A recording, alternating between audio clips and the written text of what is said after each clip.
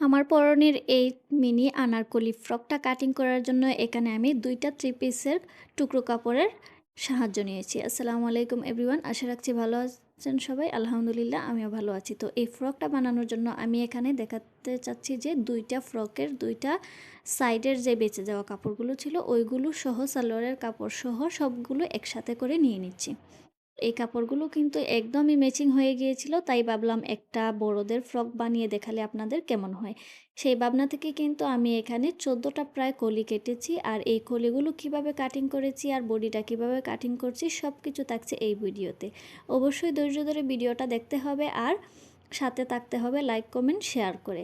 প্রথমে আমি এক সাইডের যেই একটা কামিজ ছিল ওইটার যে পার্টগুলো ছিল ওইগুলো থেকে আগে কলিগুলো কাটিং করে নিব। জামাটার সর্বোচ্চ লং হচ্ছে গিয়ে ৩৬ ইঞ্চি, তাই জন্য আমাকে এখানে ২৩ ইঞ্চি পরিমাণ করে প্রত্যেকটা পার্ট কাটিং করতে হবে। একটা কামিজের সাইডের যে কাপড়গুলো ছিল ওইটাকে আমি ভাঁজ করে নিয়েছি ৩ ভাঁজে। ৩ ভাঁজ করে নেওয়ার পর ২৩ ইঞ্চি পরিমাণ লম্বা হয়েছে, আর কোমরের দিকে আমি এখানে ৩ ইঞ্চি ৩.৫ ইঞ্চি প্রত্যেকটা পার্ট যতটুকু হয় ঠিক ততটুকু করেই কাটিং করে নিব।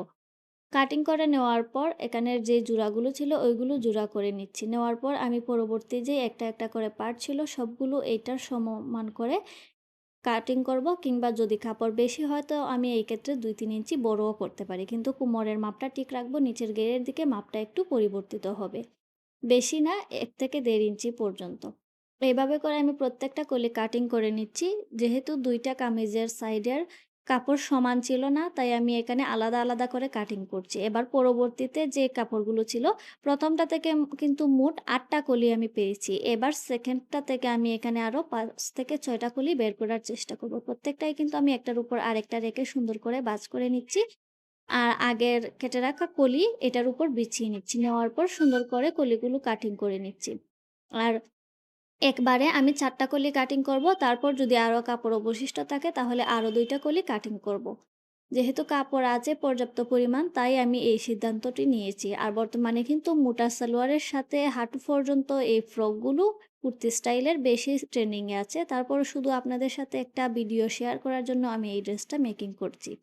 প্রত্যেকটা কলিই কিন্তু আমি মাপ নিয়ে, নিয়ে কেটে নিচ্ছি। আর কোমরের দিকে বেশি হলেও সমস্যা নেই, আমি কয়েকটা কুচি দিয়ে ঠিক করে নিব। তারপরও আমার নিচের ঘেরটা বেশি হওয়া যায়, সেই অনুযায়ী কিন্তু আমি এখানে সর্বমোট ১৪টা কলি কেটেছি। আর কলিগুলো কিভাবে আমি দিয়েছি সেটা কিন্তু ভিডিওতে দেখাবো শেষের পর্যায়ে।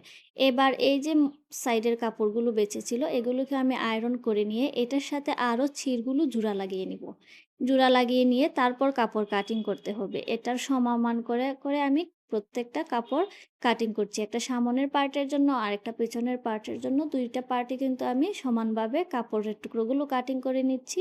নেওয়ার পর এগুলোকে জোড়া লাগাবো। আর পিছনের সাইডের ডিজাইনটা হবে একরকম, সামনের পার্টের ডিজাইনটা হবে আরেক রকম। সেই অনুযায়ী আমি জোড়া লাগিয়ে নিয়েছি। জোড়া লাগানোর পর এবার আমি সামনের পার্টের বডি কাটিং করব।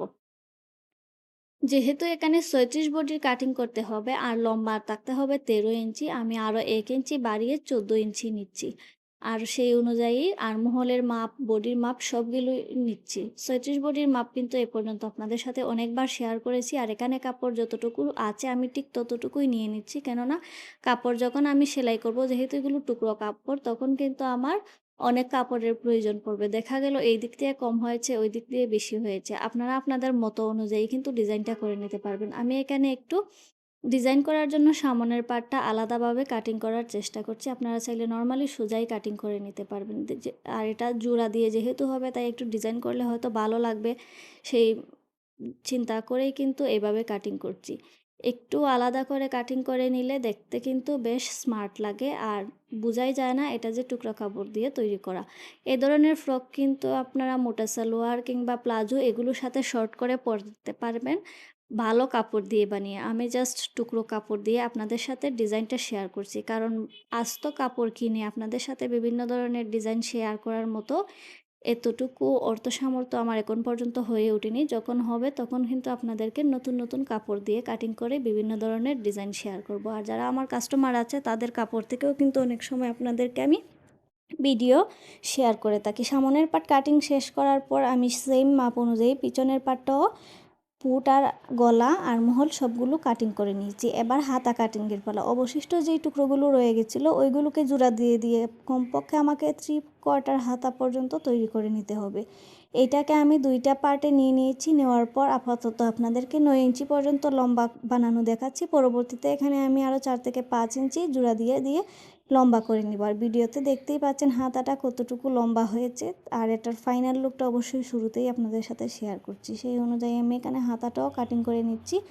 আর হাতা কাটিংয়ের জন্য আমি 2টা সাইডেরই মানে 2টা কামিজের সাইডের বেঁচে যাওয়া কাপড় দিয়েই কিন্তু ডিজাইনটা তৈরি করব, যেন আমার এই ডিজাইনটা দেখতে একটু ইউনিক লাগে। চাইলে আপনারা জোড়ার মধ্যে লেস দিয়ে দিতে পারেন।